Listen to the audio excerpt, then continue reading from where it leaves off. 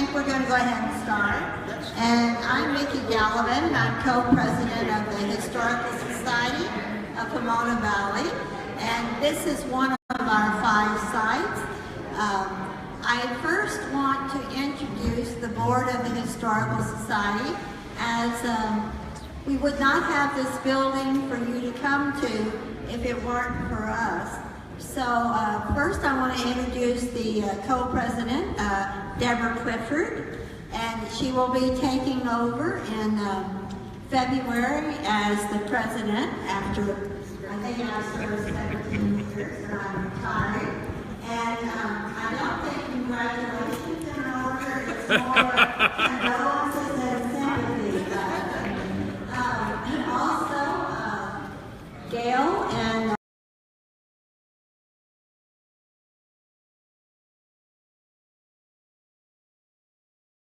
I'm missing. Mike Showalter. Lorena Gonzalez is also on our board. She hasn't arrived yet. Is there anybody? I don't think I missed anyone else. We have a few board members who couldn't be here tonight. But we have 5 sites and we have flyers over there. 3 of our sites we run in conjunction with the city. We bought them, we restored them, and we gave them to the city in exchange for us helping out at the sites. But we own everything on the land, and that is the Costa Primera, the Palomares Adobe, and the Phillips Mansion. And then this building and the Spader Cemetery we own outright. We have about 300 members. We probably need about 3,000 members. There is nothing that anyone could ever contribute that we do not need someone to do. We have 15 buildings on our site and 22 acres of weeds to pull. So we stay very busy. We have about at least 1,500 to 2,000 4th and 3rd grade students that go through our sites and spend all day at them every year. So we are really very busy. At this time, I would like to introduce the chair of the Historical Preservation Commission, and I'll turn it over to Jim Gallivan, who is my better half. Thank you.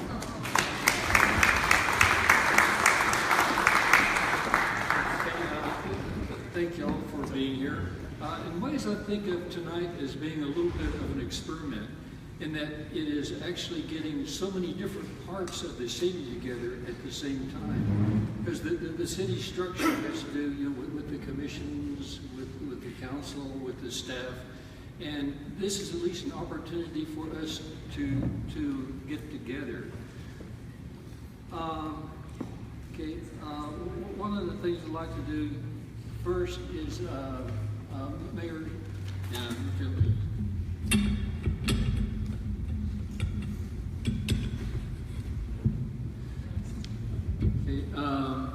Mayor Sandoval, would you like to introduce yourself and the council members?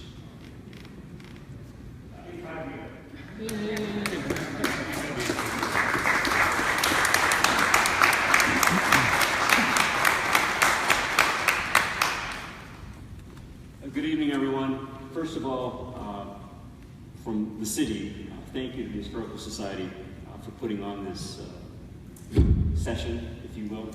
And we feel very honored to have Ray Adamyk, who is a new resident of the city of Pomona, which we're very excited for. And so I've been asked to introduce a couple of groups, but let's first start with the City Council. I have my colleague from the District 4, Elizabeth Ontiveros Cole. We have from District 1, Rubio Gonzalez. From District 6, Barbara Torres.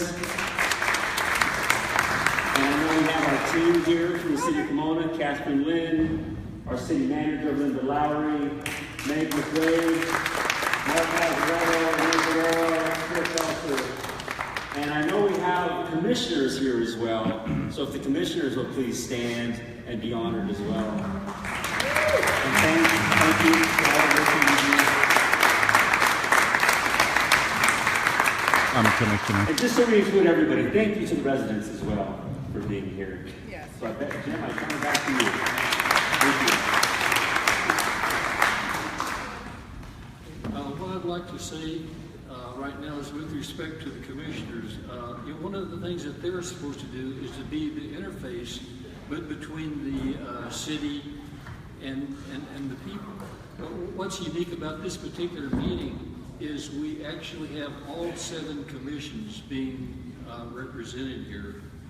That includes cultural arts, the historical preservation, planning, community life, parks and rec, library, parking. So anyway, it's really unique in that we have all of these people together. Because one of the things that we're here to do is to help to define the city itself. The city is who we are as people, and it's also our heritage. And one of the things that the Historic Commission is charged with is going through and making sure that the right things are enforced. To worry about the education of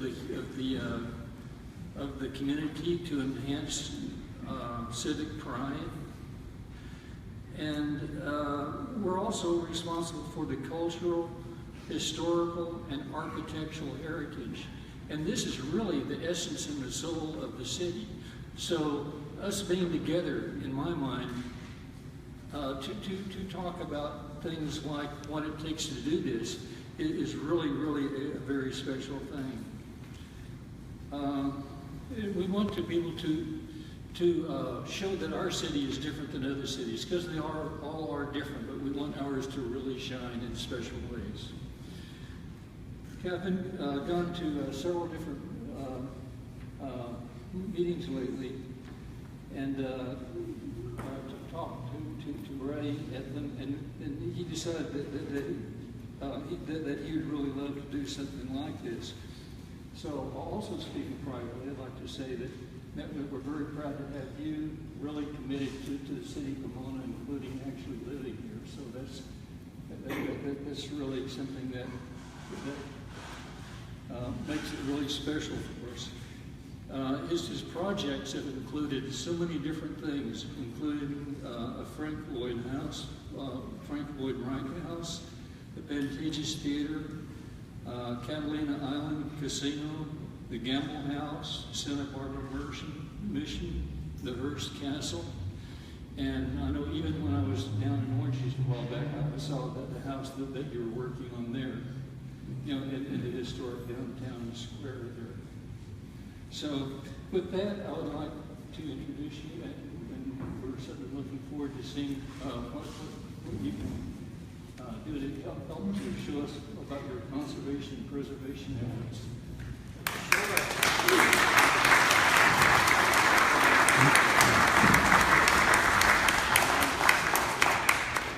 Great. I feel like I'm a radio announcer here in the 1930s or something. This is just so good.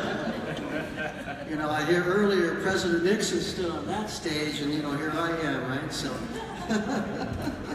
wow. What an honor. Also, I kind of feel like it's the who's who of Pomona here. Tim Sandoval, he's got his jogging outfit. He must have run over from his house down the street. I love that. Everybody's here. Kurt Pelser, Mark Lazaretto, Elizabeth Cole, and commissioners, and everybody else. Thanks for having me here. It's a real delight and a pleasure to be here. I want to say my lovely wife here, Michelle, my wonderful wife is here with me. Paul Chambers, my great assistant here. Let's say Paul was a Pomona resident at one time, right? 13 years. How many years? 13 years, okay. And he's still close by. He's in Claremont. We'll forgive him. We hold on Claire. All right, okay, we'll forgive you about that too. So, anyway, I felt really what would be a calling to this city about a year or so ago. And I just saw, I lived in sort of the Diamond District up there of Claremont, you know, way up in the hill. And I looked down at the city of Pomona, which is a mile away, and I go, there's some struggle in the city and some hard stuff. And I go, I just want to go there. My wife and I said, let's do that. Let's just move there and move to Pomona. And that's what we did. So we sold our house in Claremont and we moved across from Kingsley Elementary School. Some of you may have heard, I know some of you know all about it, the Lassie house, the old Lassie house. You remember the story? Little boy Timmy, right? He's in the well, he's going, Lassie, Lassie. And Lassie comes running. I don't know how he knows this. Lassie understands that Timmy wants to get out of the well. Brings a rope, I don't know how he carries a rope in his mouth and a wrench in his paw, right? And then he goes, yeah, what do you want, you know? And Timmy says, help me in the well. So he pulls him out of the well. So anyway, that little boy Timmy, and many know this, some don't, but that little boy Timmy lived in the house that we live in now for about 10 years during the time that they filmed that series. So it's really nice. We're just, we're proud to be in that home. We love the house. It is just fantastic. It needed a lot, still needs a lot of renovation, a lot of restoration, a lot of work to be done on it. And the interesting thing, there is, believe it or not, there is a well still on the property. Yeah, right in the corner, there's a little well. So, of course, back in the day, all the water would run down from Mount Baldy, and they'd have water there to water the orchards and all that kind of thing, right? So the well's there. So my wife and I got a really good idea. We're going to recreate that old Timmy's well. And we're going to have a little sculpture, a bronze sculpture of old Lassie, like this, looking down the well, right? Looking for Timmy. So we sent something into the landmarks. It was about a year ago. No, I won't say that's not true. We sent it to landmarks to try and landmark this house. It was just a couple months ago. We're waiting to hear back to landmark the house, and then we'll have a dedication. And believe it or not, little Timmy is still alive. Because we met our neighbor, John Guthrie. He's 95 years old, and he's been there for 60 years in this house. 60 years. He knew little Timmy. In fact, his daughter's best friend married Timmy. And Timmy is still alive. His name is John Provo. Still alive. He's 67 years old. So I go, I got to look him up. I look him up, Google him, boom, here he is. Believe it or not, he's still doing Lassie stuff. He's still got like a whole thing. His life is still Lassie. So he's got a Royal Caribbean cruise this past summer, and it's a Lassie cruise, right? But everybody's going to hear stories of Lassie. So Lassie is very famous, very popular. So here's what we're going to do. We're going to invite John out to the dedication of the house when we dedicate the house in about 9 months or 9 years, whenever we finish it. I don't know. There's a lot of work to be done there. Dan's been to the house and knows there's a lot of restoration work. So anyway, great. So, well, let me get to my presentation. Again, thank you for having me. Really happy to be here. It's great. I've been in Pomona as a company. Spectra Company's been here for about 15 years, and now we're just so happy to be living here. And it's been how long, honey? 3 weeks. 3 weeks? Yeah. It's been 3 weeks. We've been here 3 weeks, so it's great to be here. All right, well, let me get my clicker here, and I'll start clicking through some stuff, and I'll talk through some things here. This is probably better. I can just kind of swing this thing around here like this. Work a little better. Kind of stand out. Yeah, just like Jagger. I know. Do the moves. There you go. All right, so I'm going to be talking about some materials conservation. Yeah, this is still working. Oh, that's not good. Materials conservation as per the Secretary of the Interior Standards. Those are the guidelines for preservation, restoration, conservation in the United States put up by the National Park Service. I'm not going to bore you with some stuff because I want to get to something besides our house that we're restoring, which is the old historic YMCA. And somebody has some questions about that, and I'm going to address some of those questions afterwards. It's going to be interesting. So the greatest building, has anybody heard this one? The greatest building is the one that already exists. You know, that is preservation at its finest. Why not keep what we have, like this bell right here? What if this was demoed and destroyed and thrown out? It wouldn't be here. Look at how beautiful this place is. And many other buildings as well. So this thing actually takes an hour. I'm not going to do that because some of you will be bored. Others of you will love it. Like I know Dan would probably stay for 2 hours of this, but some of you are like, no, this is going to be too much. So I'll go through it quickly. And then I want to get right into talking about preservation, Pomona, and the YMCA, and what our plans are there, okay? All right. So next we have, so our company was established in 1985. Our territory is nationwide. Most of our work is in California. About 175 employees right now. And most of the preservation work you'll see here is self-performed. We do it all in-house. And we have our California license classification there. I'm kind of move back here so I can see everybody this side too.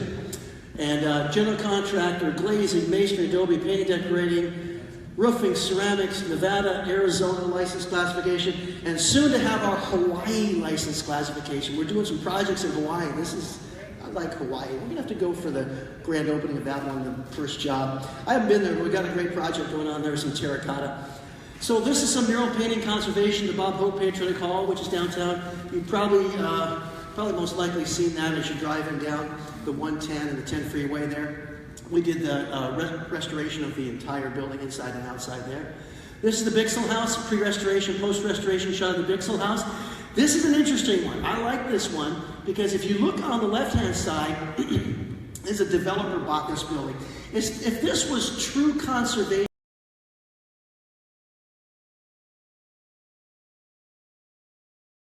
you know, in England, Stonehenge, Buckingham Palace, Windsor Castle, everything.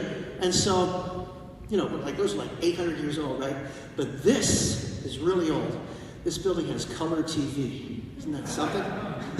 You know, I'm waiting for them to add Wi-Fi. Then I really want to take another picture and just show everybody how old we have our buildings here in California. All right, so this is a mural recreation. This is the Brand Library. And at the Brand Library, we actually removed some plaster. If you can imagine, we removed the plaster off the ceiling here. And when we took the plaster off the ceiling, we found this absolutely beautiful mural. And that's the mural. There it is there. The mural was so badly damaged that we had to repair and completely remove the plaster, I should say. And then we recreated the mural from photo documentation. Right? And so there's a shot of the mural there. This covers a ceiling. It's probably about 1/3 the size of the ceiling, so it's a very, very beautiful mural. And that's what's there. In fact, these murals, many of these murals that we do here, because we do all this work in-house, we're going to be doing some of them in our Lansing house and also some things at the old YMCA as well. And it's going to look very beautiful. Custom artistic decorative painting. This is the Biltmore Hotel and the Rendezvous Court. I want to get out of some, I know I'm standing in some people's way here, and I want to kind of get out of the way here. Oh yeah, that fits better. That's better. Okay, so some gilded finishes, metallic leaf, aging color wash, faux bois, stone finish, ornamental details, and trompe l'oeil. Those are just different types of finishes that we do. This is the Biltmore Hotel there. Some custom decorative painting, the Pantages and the Biltmore. More Biltmore. This is gilding and gold leaf or silver leaf that we do. And the Biltmore, the Villa Riviera. This is the Shangri-La Jolly Pavilion right there. This is one of the richest ladies in the world back in the early 20th century. Her name was Doris Duke. And she had this Shangri-La. You can go, if you're ever in Honolulu, Hawaii, go there, you can look, it's up a museum, and you can go and visit the museum. This is the pavilion on top of the museum, sits right on the ocean. It might not look like much, but we completely took that pavilion, brought it to our studios here in Pomona, restored it, brought it back to Hawaii, and put it all back together. These marble panels, these are marble panels. This is just cast stone, which is very nice. But the marble panels are absolutely amazing. These marble panels were quarried from the same quarry that the Taj Mahal was quarried from. Those panels right there. And panels like this, usually you'll see a marble panel, it'll be like a flat tabletop, very similar to what we have here. Rarely will you ever see carved marble, because marble is so soft that it falls apart. Of course, when we got these panels, they were falling apart. We worked with a conservator out of New York that worked with us, and we restored all these panels and put them back together. That's the Muckathaler Cultural Center. Some cast stone restoration, again, the Bixel House. With preservation, there's always an element of restore, preserve, conserve, something that we will leave there, kind of an element, and you'll see this on this building here. If you look at the arch, the pediment, the column, and the capital, and you see the restoration process, there's always a look. You never restore something to brand new. If you want to restore it to brand new, you must just take it out and put in something new. There's always character left. I always like to leave character on a building. If you turn it to new, why not just take it all out and put new in? I always leave a little character. So you'll look and see the restoration here, and you'll see some edges that are still a little bit worn, and there's character to show that this is an old building. And it shows the history of the building too. Okay, so this is the Frank Lloyd Wright Tennis house, the Calic Adobe right here. I love Adobes, okay? Adobes don't sell very good. You know why?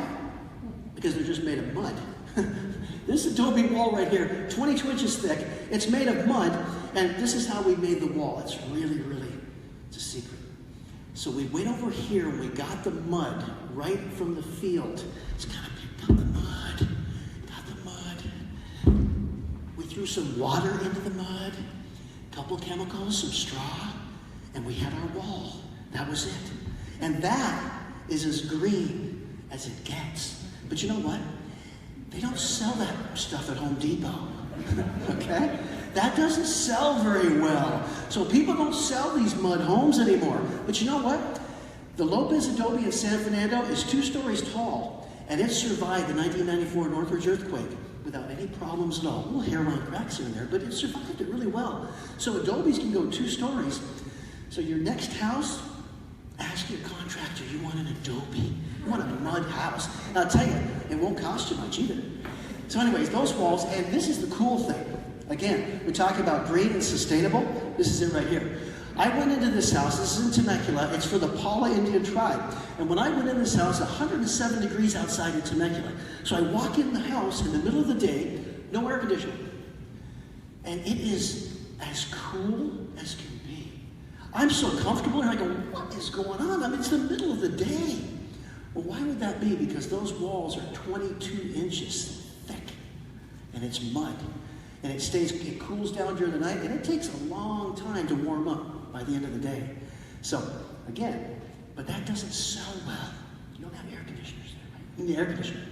Anyway, brick house lofts, tuck repointing, pre-post restoration shot of some terracotta. This is an urn, terracotta urn. Finished carpentry, ornamental woodwork. This is where somebody would say, okay, come on, you guys are preservation people. You guys are nuts sometimes. I hear that, you know. Come up to developers, sometimes city people like, this is just crazy. Are you really sure you want to restore that shack? Right? But everything's got a context, and this is a cultural expression here. And this was actually the first house, prefab house of the Paula Indian tribe that came over in 1918 from the East Coast, and they wanted to save it as a museum. So they saved it as a museum. So it was very important to them. And we did. It's a shotgun house. So you just open the door, take your shotgun out, bang, and it just goes right through the other side. It's just one room. It's just one room. Shotgun. So wood window restoration at the Frank Lloyd Wright Tennis house. These are some wood doors. Oh, okay. Paul knows the artifacts by heart now. Where's Paul? There he is, right here. Paul, why don't you hand the artifacts out as I give them, because you're going to be really thinking. You know which one I'm talking about right now, right? Yeah, there you go. This one right here. These caps. There's some copper caps. We've got some artifacts here. Paul's going to hand them. Just hand them from table to table. You can look at them. He'll get them out. You can pass them on which way. Maybe start them at that table next time, Paul, and they can just go over that way. And then when you're done, you can just put them on this table here. Okay. And terrazzo. This is decorative tile. Yep, there's decorative tile there. Oh, right here.